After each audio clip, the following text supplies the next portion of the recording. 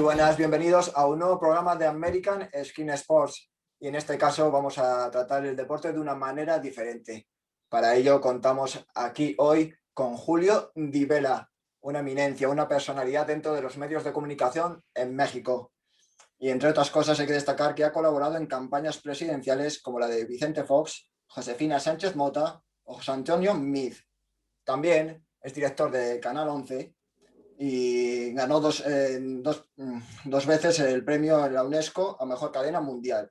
También ha ganado varios premios al periodismo en México y destaca la Medalla de las Artes y las Letras de Francia en 2008. Actualmente hay que destacar que es consejero de MediaPro en Centroamérica. Muy buenas, Julio, ¿qué tal estamos? ¿Qué tal, Iván? ¿Qué tal, David? ¿Cómo están? Me da mucho gusto saludarlos. Un gusto poderte tener aquí en nuestro programa, Julio, para dar un poquito una mirada diferente sobre el deporte, que nos apetecía mucho. Pues muchas gracias, muchas gracias. Queríamos empezar hablando, lo primero, es una duda que nos surge desde hace tiempo. Sabemos que la NBA, la NFL, los deportes americanos, los partidos suelen tener una duración un poco larga de vez en cuando. Y esto ahora mismo es un problema, sobre todo para los jóvenes, porque hay muchos jóvenes que intentan evitar las cosas que duran más de, pongamos, 1 hora, 2 horas. No sé qué opinión te merece, porque esto puede ser un problema y de hecho las diferentes ligas americanas se han planteado en algún momento reducir o buscar la manera de reducir los partidos para generar más atención entre la juventud. Bueno, la realidad es que sí, los contenidos están cambiando de manera universal. Las plataformas han obligado a presionar los tiempos en la televisión. Sin embargo, la televisión es la que sigue siendo el eje rector de los contenidos, a mi juicio. La televisión va a ser un elemento que no va a perder su espacio ni su esencia. Siempre va a haber tecnologías complementarias en torno a la televisión. Yo soy de los que siguen pensando a lo mejor románticamente que la televisión seguirá existiendo por siempre en diferentes formas, a lo mejor no en el típico aparato que teníamos en la sala de casa, pero va a seguir siendo en torno a ello y a esa programación en que giren las demás plataformas. Yo todavía veo lejano que los grandes deportes hagan una adecuación para atender exclusivamente una demanda de sector. Es decir, sí sabemos que los jóvenes tienen hábitos de consumos modernos, nuevos y distintos, y que los jóvenes justamente han presionado esta nueva manera de consumir contenidos de manera rápida y también de manera efímera. La verdad es que hoy yo lo que llamo es, hay una generación troglodita que consume y consume y consume y no tiene llenadero. A lo loco, sí. Es más, la propia pandemia nos ha demostrado que ni con toda la capacidad de producción sumada se podría satisfacer la demanda de vistas que pretenden ciertas generaciones llevar a cabo, ¿no? En ese consumo. Se debe a muchas cosas, a estar más tiempo en casa, se debe a una nueva redistribución de tiempos, pero yo veo todavía lejano que los grandes deportes hagan una modificación, que sí creo que para estas audiencias se van a diseñar otro tipo de programas, otro tipo de contenidos, otro tipo de resúmenes, las mejores jugadas, los mejores momentos, incluso hacer algo de pay-per-view, de tele de paga o de programación de paga para acceder a lo más importante y relevante de los juegos, incluso en tiempo real, ¿eh? No tendría por qué ser únicamente en streaming en vivo o grabado posteriormente.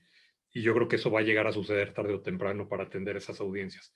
Pero de que se modifique el deporte como tal para satisfacer a la audiencia digital, todavía creo que falta algún tiempo. Se han intentado modificar algunas reglas dentro del deporte para ver o quitar tiempos muertos, que había bastantes, para ver si se reducía un poco, pero al final eran 5 minutos, 10 minutos, tampoco se notaba mucho la diferencia. No creo que vamos a ver, no quisiera ser pesimista en decir que nunca se podría, porque hoy tendremos que estar abiertos a todo y la verdad la tecnología nos sorprende y las audiencias aún más, pero sí digo yo que para hacer una gran concertación y modificar todo un ecosistema en favor de la audiencia digital todavía le falta tiempo. ¿Y cómo ves, Julio, en lo que estás comentando en referencia a esta sinergia posible entre las nuevas tecnologías? Me refiero a los vídeos, por ejemplo, de nuestro programa en YouTube y los canales tradicionales de televisión.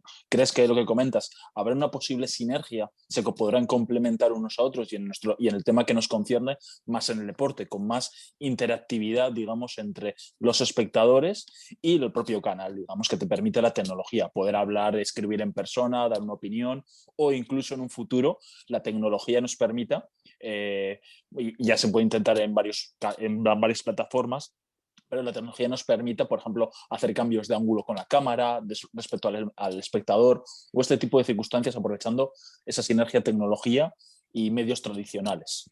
Yo creo que sí, la interacción sí se va a dar. Hoy, quien genera o quien cubre en producción un evento de alta magnitud como el fútbol americano, el béisbol, el básquetbol, el fútbol soccer, realmente el banco de data, el banco de información que llega a una unidad móvil de televisión, o sea, si tú mandas a un estadio, mandas cubrir por lo regular con 12 cámaras un partido de fútbol, cuando menos, y cuando a eso le sumas una presencia del VAR para tener las repeticiones, o sea, tú estás pensando en que tienes un banco de imágenes al menos de 24 fuentes de entrada con tomas diferentes.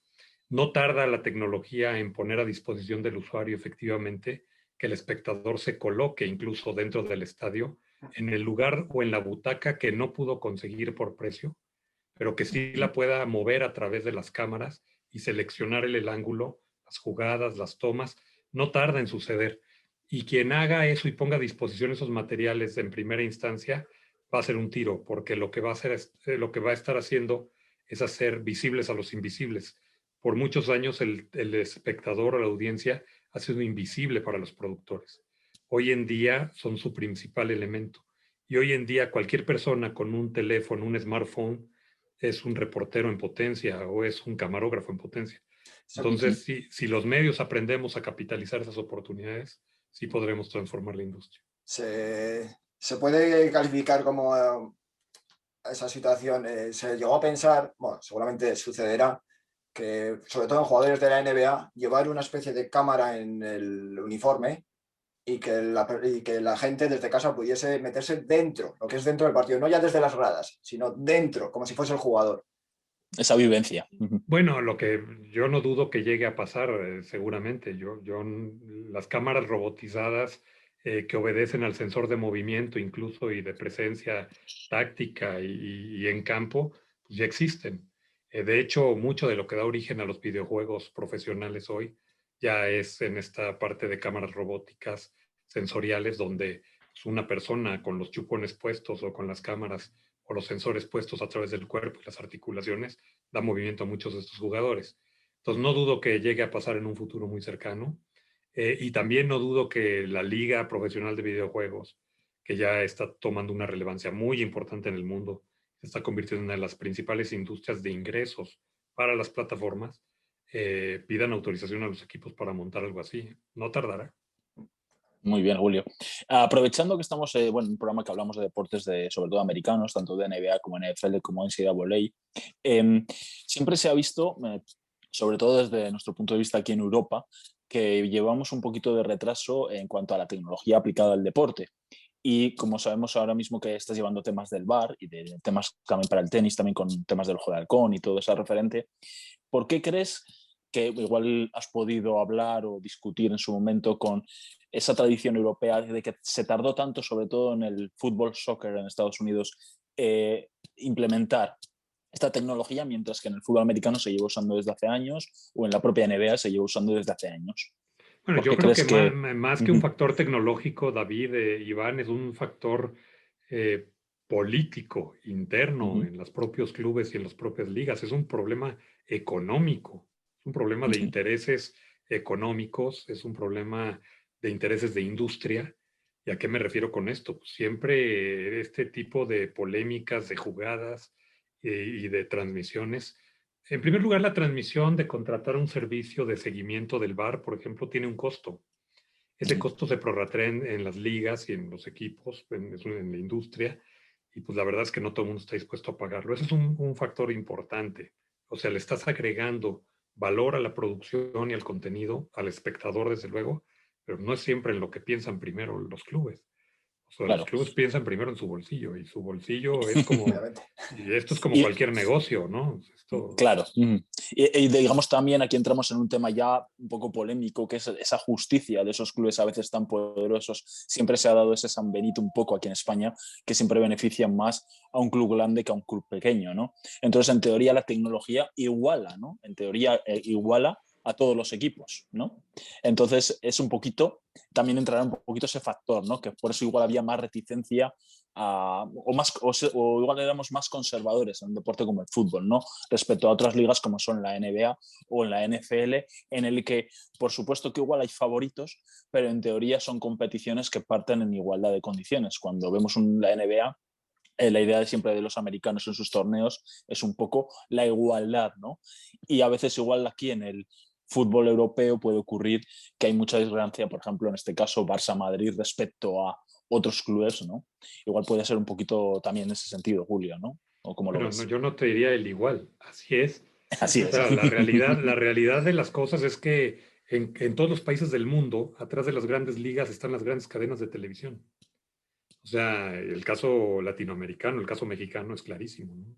Las televisoras en México tienen sus propios equipos de fútbol, de los equipos más importantes o más relevantes o con mayores seguidores.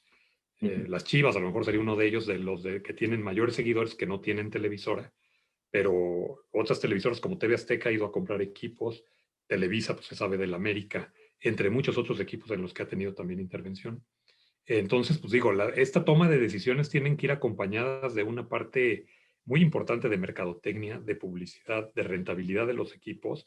O sea, a fin de cuentas pareciera que las ligas de fútbol, para su toma de decisiones, hablan de todo primero menos del fútbol.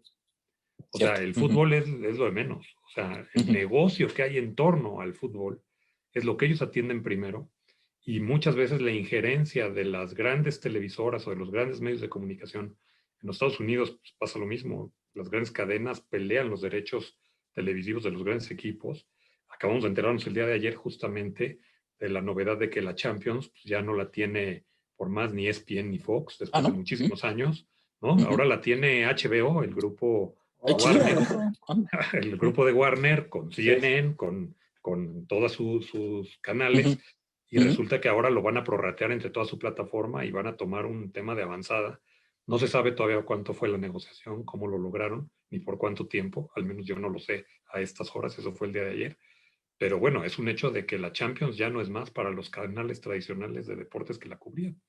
Y te puedo Menuda- apostar que todo Sí, estará sí. en la mesa y al último el tema Sí, del fútbol. O sea, lo sí, sí. primero hay intereses de distribución de derechos, de presencia de jugadores, de product placement, de presencia de marca, en fin, yo creo que por ahí va. Y Y hablando así de los contratos, por ejemplo, sabemos que la NCAA, torneo universitario, que hay un gran debate en Estados Unidos sobre no poder pagar a los jugadores porque en teoría son amateurs, tiene unos contratos increíbles. Creo que firmó hace 3 o 4 años casi 10.000 millones de dólares, una locura. La NBA, lo mismo. Ahora estamos viendo la época con mayores salarios, incluso en época de pandemia solo ha habido un reajuste de entre un 6 y un 7% aproximadamente. Y la NFL es la mayor locura, aquí ya no sabemos, hemos comentado en nuestro programa las cifras, de 100.000 millones de dólares, por resumirlo un poco, porque creo que en 10 o 12 años. Es lo que comentas un poco, que al final los medios tradicionales siguen teniendo esa importancia y lo único que igual harán es incorporar toda esta tecnología de la que estamos hablando un poco, ¿no? Algo que hay que entender y es muy importante en el tema de derechos, para quien nos ve y no sabe del tema de derechos, no tiene por qué saberlo. Cuando tú llegas a una negociación de tema de derechos, es decir, si yo soy la Champions y quiero que distribuir mi producto, yo primero a quien se los voy a vender, porque es donde obtengo mi gran ingreso del pay publicitario y de los ingresos económicos, es a las grandes cadenas de televisión. Primero que a todos. O sea, puede llegar Netflix a pedírmelo, puede llegar la plataforma que tú quieras, Amazon Prime. Todavía no están en condiciones de competir con los grandes pagos que puede hacer la televisión tradicional, porque simplemente el número de audiencia es todavía muy distinto. Y esto viene emparejado con el área de cobertura que tienen los servicios de banda ancha en los países y todo esto. O sea, que tenga la gente acceso a Internet y qué tipo de Internet, aunado al costo que paga por el Internet, más el costo que paga por las plataformas, más el costo que paga por la televisión de paga. ¿no? A una televisión pública, gratuita o abierta que le puede proporcionar ciertos partidos, ciertos juegos. Sí, Porque en muchos países hay normatividad que los obliga a brindar los juegos de manera abierta. sí, eso lo vemos, Sí, lo vemos en la NFL sobre todo, porque el nuevo contrato de televisión que se ha firmado por 11 años, lo que ha sido, tiene los derechos principales lo tienen las televisiones principales, ABC, ESPN, las mayors. los mayores, y luego también tienen algún derecho, como has comentado, Amazon Prime, Disney Plus, que tienen algún partido o alguna forma de llegar al público también, de llevar al público la NFL, pero no de manera principal. De hecho, no tienen derechos para la Super Bowl.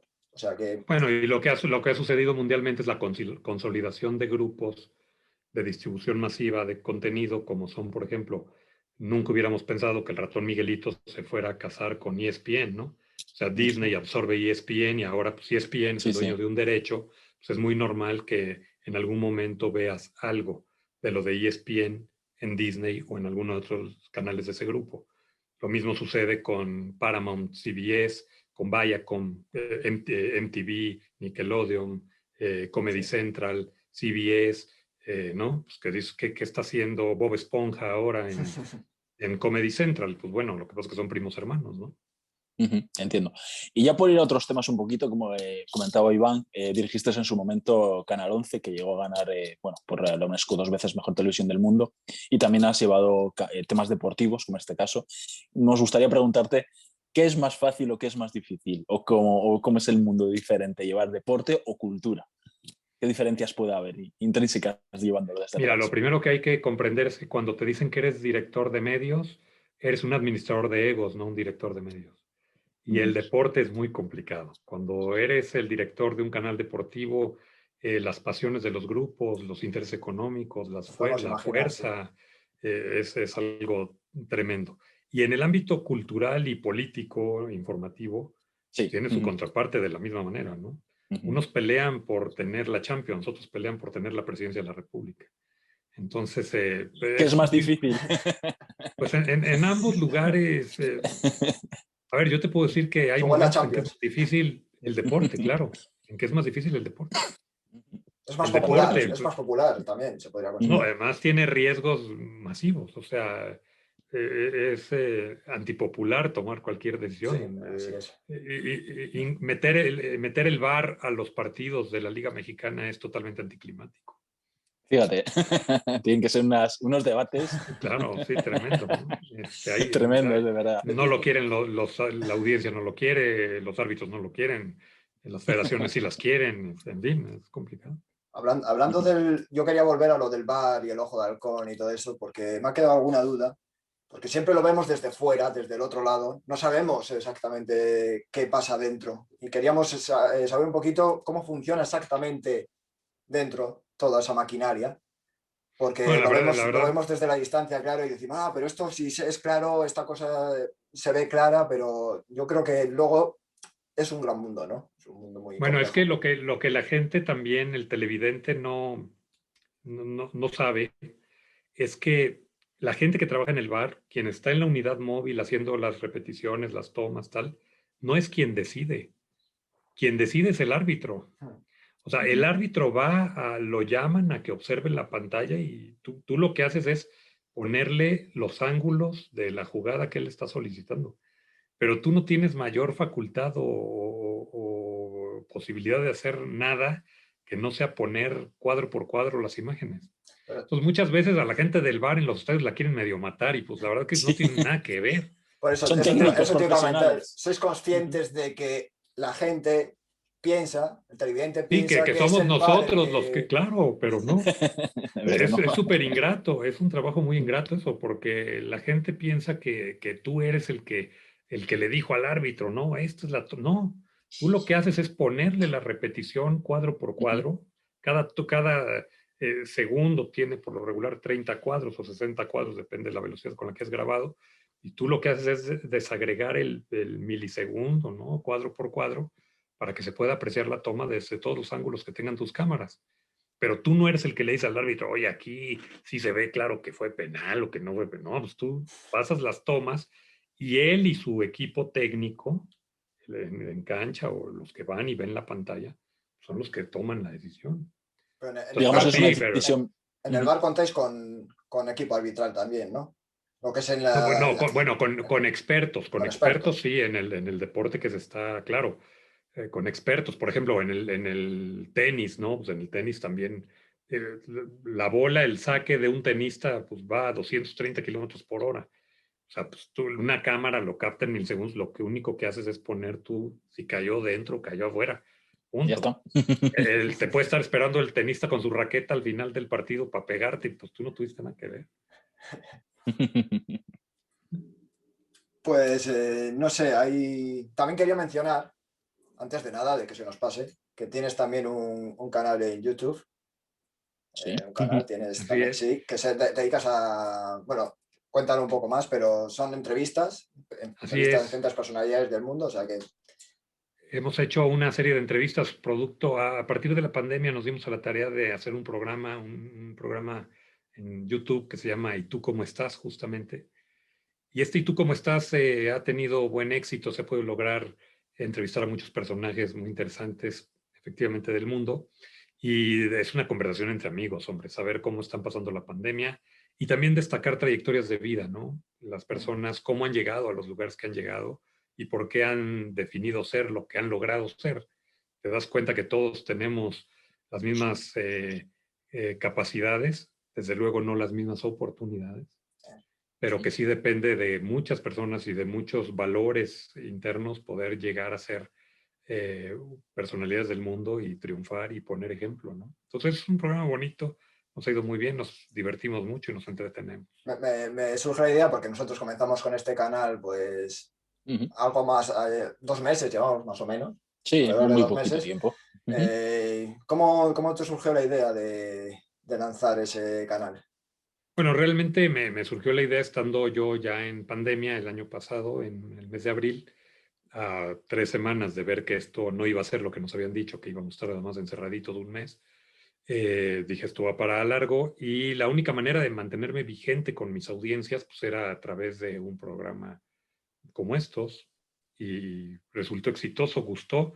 Empecé a hacer prácticamente 3 programas por semana, lo Oh. cual pues me hizo llegar muy rápido a tener más de 7 temporadas de 13 capítulos. Y ahora ya los hacemos una vez por semana, y ya, porque ya la gente ha vuelto un poco más a sus actividades y todo. Pero bueno, ha resultado interesante. Hoy te das cuenta que te ven en muchas partes del mundo y también es interesante ver cómo está la gente de otros países. Vas a seguir adelante, ¿no? Con este proyecto. Sí. No, Claro, claro que sí, claro que sí, ese Es, no. es fantástico, lo recomiendo gratamente sí, porque está muy son, bien. como dices, Julio, Muchas entrevistas gracias. muy, muy interesantes, muy calmadas, muy pasadas en estos tiempos que hemos hablado antes de estrés, ¿no? Es muy bueno hablar con la gente y que te cuenten sus historias y su forma de ver las cosas. Y Y sobre ya todo por cómo se seguir, sienten, sí, ¿no? Y cómo han pasado la pandemia, ¿no? totalmente, totalmente. Y por seguir un poquito la relación entre el deporte en México y en Estados Unidos, nosotros desde aquí, desde fuera, lo vemos como, digamos, una sinergia, una unión, ¿no? Aquí siempre se habla de que algún día puede haber un equipo NBA en la Ciudad de México o en otra ciudad, o en Monterrey, por ejemplo, o la pasión que hay por fútbol americano en México es increíble, con audiencias de 25, 23 millones. O sea, es el segundo país más visto, hay liga mexicana. Claro. ¿Crees que algún día podremos ver por logística un equipo como existen los Toronto Raptors, por ejemplo, en Canadá, por ejemplo, un equipo en la Ciudad de México, tanto de NBA como de NFL? Sí, claro, claro que sí. Yo creo que sí, son posibilidades que existen. De hecho, cuando ha venido la NFL a jugar a México, pues en el Estadio Azteca, a ver, se agotan las localidades. O sea, sí hay una afición importante. Y se ha comprobado que México, digo, entre muchas, un país de enormes contrastes, oportunidades, un país padrísimo, pero se nota también el potencial que tiene, ¿no? No es casual que la Fórmula 1 venga a realizarse a Fórmula 1. México y además aquí se haga la premiación mundial anual, ¿no? O sea, en México encuentran obviamente una infraestructura y una afición buenísima. Acá fue donde se jugó este juego experimental de tenis en la Plaza de Toros, a manera de exhibición, donde fue una locura en el mundo. Nunca se había hecho un partido de tenis en una Plaza de Toros. Y la Plaza México, pues, la monumental Plaza México, Monumental, es sí. gigantesca, Sí. ¿no? Es monumental. Es monumental, sí. Ver aquello lleno, viendo el tenis. O sea, se ha comprobado que México es es un público ávido de ver deporte, es un público muy cariñoso, muy afectuoso. Le gustan mucho los buenos espectáculos, acudimos con mucho entusiasmo. Y además, pues somos tantos mexicanos que cualquier cosa que traigas tiene éxito, ¿no? Tiene éxito, ¿no? Digamos que ya desde el famoso Mundial 86 con la ¿Cómo famosa no? Los ola y todo viene estadios, de ahí. la ola de Exacto. Coca-Cola, famosísima, la Sí, Chiquitibum, sí, y todo ese rollo, sí, todo. claro. Fue Sí, increíble ya. No, así es. la pasión de México y esa relación, porque al final son vasos comunicantes, por mucho que se comente, México y Estados Unidos siempre son vasos comunicantes, y esa relación de potenciar y de ayudar, yo también lo veo en un futuro muy, muy Dentro de los próximo. mundiales de fútbol hay una estadística muy interesante que es que dentro de las mayores porras, audiencias o seguidores, fans que van de un país, México es de los primeros lugares. O sea, México es de la gente que más sigue a su selección, a Es pesar de que verdad, su sí. Sí, selección, Lo es a leí en pesar de el que innegable, sí. último mundial. su selección nunca llega al quinto partido, pero nos la pasamos bomba en acompañar e ir a hacer la fiesta. Y las delegaciones mexicanas de seguidores de su equipo en los mundiales, en las Olimpiadas, son de las principales del mundo. Normalmente suele Y luego pasar ya para... que, Sí, sí, un añadido. Normalmente suele pasar más de lo que creemos, que las aficiones que más acuden a los mundiales suelen ser de las de los equipos que no llegan tan lejos. Normalmente son las curioso. que más pasión tienen. Sí, sí, suele pasar eso. Eso pasa Yo con el estoy a baloncesto punto también, yo de, me di cuenta. yo estoy a punto de convocar a los mexicanos que no vayamos a seguirlos, a ver si así llegan más lejos. Bueno, a ver qué pasa con el próximo mundial que va a ser entre Estados Unidos y México. Tengo mucha Sí, sí, expectación sí, de qué va a ocurrir. Bueno, el siguiente, el de Qatar. es Exacto. interesante ahí esa apuesta. Era tripartita, ¿no? O ya no. Sí. Bueno, a ver, ahora Es no Canadá recuerdo. también, ¿no? ¿No era Pues Canadá, Estados Unidos y México? yo creo, igual sí, ahora que lo estás diciendo, Julio, ahora me has pillado. Pues No, yo no, creo que. no estoy seguro, pero creo que era así. Y de Sé que ser en México son así, tres. Sí, sé que en México son tres sedes: Guadalajara, Monterrey y la Ciudad de México, pero ahora claro. me has pillado con ese dato.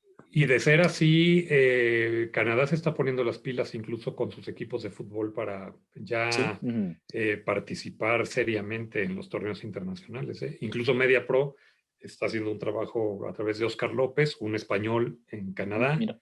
Ujú. Está haciendo toda esa tarea justamente para unir a todas las ligas y los equipos en favor de esta idea para los próximos mundiales. Y ya por terminar, dos reflexiones que tenemos, hablando de Estados Unidos y del soccer un poco. Yo siempre comento que la MLS americana puede ser una liga muy potente en el futuro. En primer lugar, gracias a la cantidad de mexicanos o descendientes de mexicanos que viven en Estados Unidos, que ponen la pasión que tiene México y se la están llevando a los estadios americanos. De hecho, creo que la liga americana ya es la quinta o sexta con más gente en los estadios cuando se pueda volver a ellos. ¿Cómo ves ese futuro, ¿no? para la MLS y con la competencia con la Liga Mexicana? ¿Hay debate dentro de México? ¿Se dice cuál es mejor? ¿O aún está ese berrinche o no? Bueno, México siempre hará berrinche cada que hablen de que hay fútbol mexicano fuera de México, pero la realidad es que también hemos exportado una cantidad de mexicanos a Estados Unidos que ni modo que no se juegue el fútbol allá. Si Claro. tomamos como condición también de que la comunidad latina en los Estados Unidos cada vez gana más espacios y tiene más presencia, pues no es casual que también el deporte de identidad centroamericano y latinoamericano, que es el fútbol soccer, pues tenga una Crezca. gran presencia en los Estados Unidos. Eso aunado a las ligas femeniles. Las Uh-huh. ligas femeniles ahora en México como en Estados Unidos están tomando una relevancia muy, muy importante. Se juega a un nivel de fútbol muy, muy interesante, muy fuerte, muy bueno, tan bueno como el de los varones. Y ahora también en estos temas de equidad de género y todo esto, pues también se están empezando a voltear las grandes cadenas y los grandes medios a dar cobertura a un deporte que no tendría por qué no habérsele dado en igualdad de circunstancias, ya que juegan también como los varones y logran hazañas impresionantes en el fútbol femenil. Entonces, sí se está logrando, en Estados Unidos la presencia del fútbol soccer cada vez es mayor. Cada vez la gente más demanda contenidos de ver incluso la Liga Mexicana en los Estados Unidos para atender las audiencias que están allá, que son muchas. Y recordemos también que ya son muchas generaciones, hasta cuatro o quinta generación ya de descendientes de mexicanos en Estados Unidos. Entonces es un tema cultural. El tema de la gastronomía, de la música y del deporte no se los van a poder quitar nunca. La Virgen de Totalmente, yo. Guadalupe Sí. y el mariachi lo llevamos en la sangre. Entonces, Y eso va a ser llevado, lo que nos estás comentando, Julio, que va a ser llevado a los medios de comunicación para hacer esa sinergia de medios entre México y Estados Unidos en el deporte y en otros ámbitos también. Bueno, de hecho ya lo están haciendo. Yo pongo un ejemplo importante. beIN Sports nunca entendió, o sea, beIN Sports siempre quiso mantenerse como un canal de deporte que atendía al público estadounidense, incluso a quien no era estadounidense, a los extranjeros viviendo en los Estados Unidos de alguna manera, y nunca entendió que jalar el fútbol, soccer y el fútbol mexicano era un gran asset. Le hubiera garantizado audiencias enormes. Y hoy beIN Sports está prácticamente en el estertor de la muerte. ¿Por qué? Porque por no saber leer las audiencias de manera oportuna. Hay que entender la cultura de los países y todo esto que estás comentando. Y hay que Y ya por entender último, la biculturalidad. Sí, Total. seguro tenían consejeros que les decían que eso iba a pasar, pero al final... Sí, no hicieron caso, ¿no? Pues sí, claro. Y ya por último, como se nos acaba el tiempo, ya que hablamos de siendo españoles, cuando por ejemplo ganamos el Mundial en 2010 en México, se celebró increíble, me llegaban allá noticias increíbles. ¿Qué hay en ese amor? ¿Es como la segunda selección a veces? ¿O no, bueno, México y España siempre hemos sido hermanos, la verdad. Yo, salvo algunos personajes políticos que andan exigiendo disculpas extemporáneas totalmente fuera de lugar y absurdas, pero la verdad es que México y España siempre hemos sido países que nos hemos querido mucho, que nos hemos respetado, que tenemos gran identidad, gran complicidad, hermandad. Y la verdad es que, bueno, siempre se celebran en México a la comunidad española se le quiere mucho. México recibió y con gran cariño hace muchísimos años familias enteras de España que vinieron y formaron industria, que dieron trabajo, que tendieron puentes de amistad. Entonces, la verdad es que hay un gran cariño. Y la verdad es que los triunfos de España siempre los celebraremos con gran gusto. Aquí los problemas son, como en casa, cuando uno le va al Madrid y otro le va al Barcelona. Sí. Son los mayores problemas que tenemos, pero fuera de eso todo se puede llevar muy bien y sí, siempre se celebra mucho el triunfo de España, siempre se celebra mucho. Nosotros celebraremos los de México también, claro. Por supuesto. Si alguna vez claro. se da el caso que pasen más allá del quinto se partido. logra del quinto partido. Últimamente sí, tienen sí, tienen buenas generaciones, a ver si dan el salto en alguna de estas competiciones y llegan a donde se esperan muchos de ellos. Yo creo que con tantita decisión y voluntad se lograría. Yo creo que siempre hay esa expectativa y esa esperanza, pero pues también los clubes deben de tomar las mejores decisiones para llegar a ello, ¿no? Sí, porque yo una vez comentaba, una vez iba en un taxi en México y le comentaba que un país tan grande y con tanta pasión por México, aunque sea por casualidad, ¿no?, de tantos jugadores que se forman, no montasen en algún año una gran selección, porque hemos visto en otros mundiales, con todo el respeto, países pequeños como Bulgaria, Suecia, Rumanía, Turquía, y llegar a unas semifinales, y México pasar esa barrera, ¿no?, por la cantidad de gente que le encanta y gente que lo practica, ¿no? Entonces digo, algún día ocurrirá, yo estoy seguro. No, yo también creo. El chiste es que también los visores y las personas que seleccionan sean más abiertos y más incluyentes. Como en todo, hay grandes mafias para la selección de jugadores, grandes intereses económicos y grandes cadeneros de antro, ¿no? Que dicen tú sí, tú no. Y pueden tener en la banca o sin darle oportunidad a chavos que juegan muy bien. Los mejores jugadores han salido de los barrios más pobres, como suele suceder en muchos lugares del mundo. Sí, en Argentina, Brasil, etc. Claro, y los que tienen menores oportunidades, pero mayor hambre de triunfo, ¿no?